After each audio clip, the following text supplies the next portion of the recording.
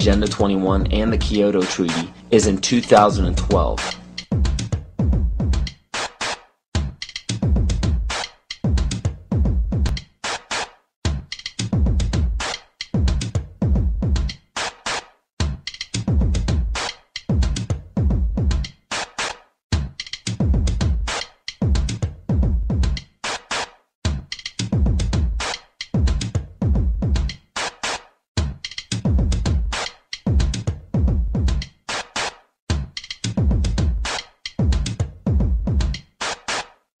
And if this wasn't enough, when the Pentagon was damaged in 9/11, they set a goal to have a completely new and improved Pentagon in December of 2012. So Codex Alimentarius goes into effect at the end of 2009, which gives it 3 years for the Codex regulations on food to create billions of preventable diseases and deaths. When citizens of every nation are dying of starvation and diseases and fear for their lives because of global warming and major catastrophes, they will do what the public has been proven to do in times of great peril. They will beg for their government to step in and do something. How are they going to get you to join the new economy? They're going to say, we have a solution. You see, one of the tricks of the Illuminati is they create a problem and then they provide the solution when you beg them to. And pray tell, what will the United Nations suggest when there's a global problem? They will demand a global government, a new world order, exactly as the Maya, Hopi, Kali Yuga, and many other pagan civilizations prophesied. By 2012, the Kyoto Treaty, Agenda 21, Codex Alimentarius, and the new Pentagon will be fully operational to enforce a new world order. And the new world religion is obvious. We will all worship the earth, Gaia, the mother goddess we saved from extinction from global warming. We will be told that to keep from repeating the mistakes that we made in the past, we must hold the earth in higher regard than humans, just as pagan traditions require. This is too obvious to ignore. It is right in front of our faces, and yet we still refuse to see it.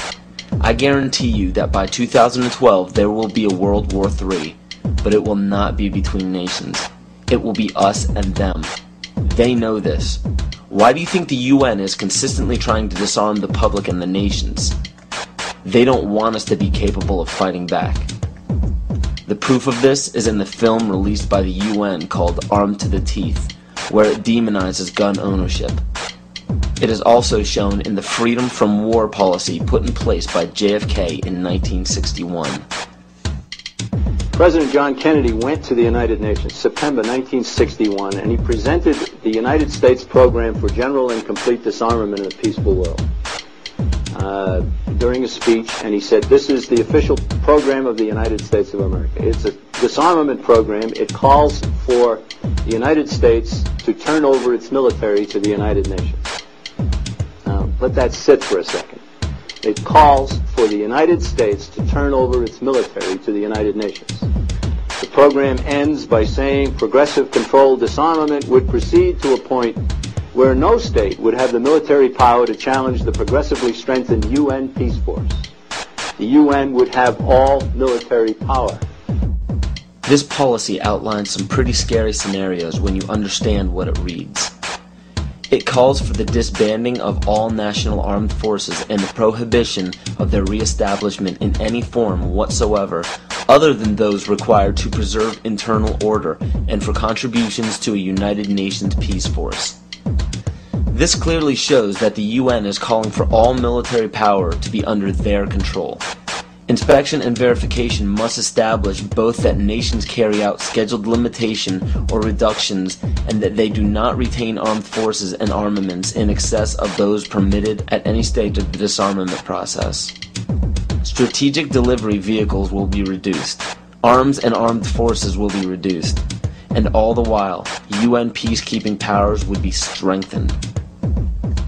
A UN Peace Observation Group would be available to investigate any situation which might constitute a threat to or a breach of the peace.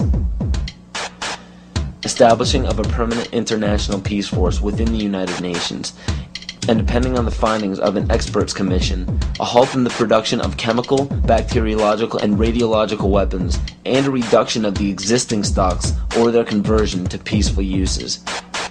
Peaceful uses of biological, chemical, and radiological weapons? Do you see how they are perverting the word peace and making this policy sound unilaterally good? There is no other way to read this publication. It clearly states that all nations will hand over their military forces to a global United Nations military.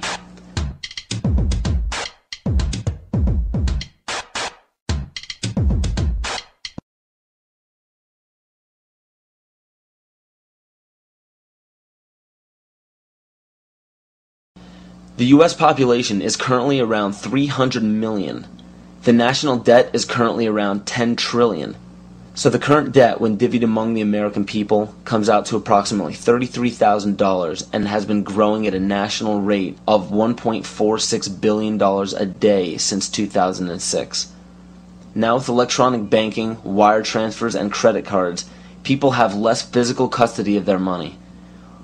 As of right now, the amount of money in circulation is not able to cover the national debt.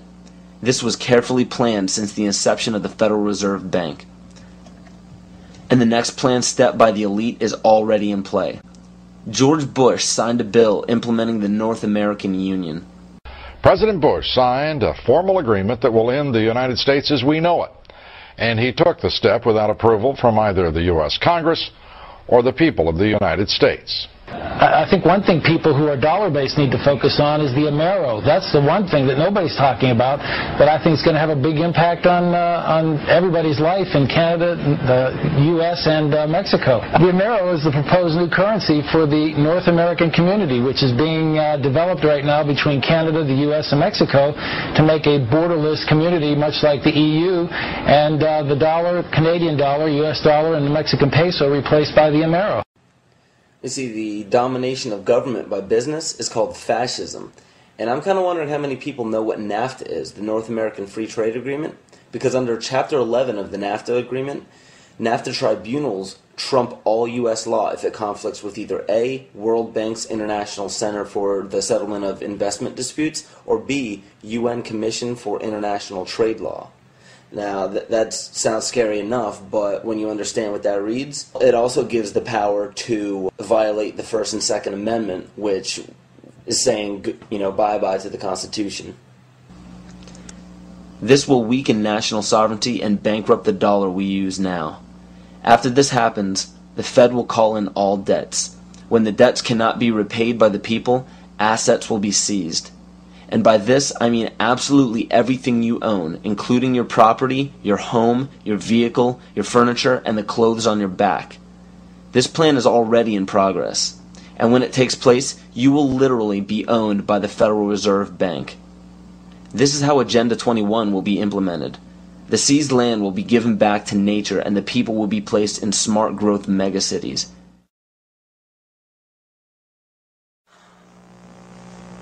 So what are we to do? There is an overabundance of information out there for anyone to see pertaining to why this situation seems so hopeless and out of our control. But in all honesty, there is even more information out there about how to protect ourselves. The only problem we face is that most people don't know how to apply this information to their own lives, and rarely anybody takes the time to spell it out for us. There are many great teachers out there. Teachers who have dedicated their lives to protecting the people who need protecting the most. The teacher has the most difficult role in our society because nobody likes attaining true knowledge. True knowledge encompasses all aspects of existence, good and bad. Most others do not.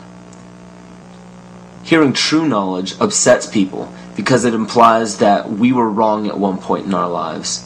And another character flaw is our desire to apply absolute truths to unstable foundations in our life. When we do so, we build a structure that we hope will define us best when we're reaching the end of our life on earth. So everything we think we are, everything we tell others we are, everything we base our life-changing decisions off of, is all depending on a foundation that could crumble at any moment.